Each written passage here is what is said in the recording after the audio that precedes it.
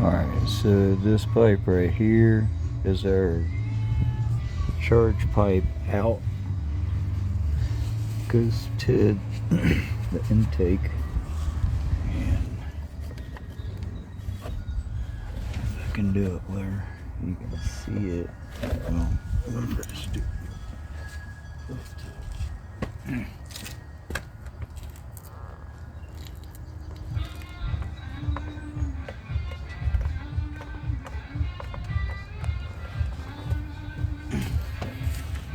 it's leaking oil,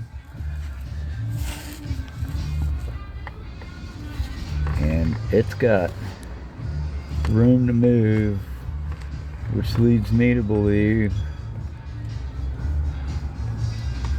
that right there is our boost leak. I just put a seal on there, I believe. And that's gonna make it to where we get a better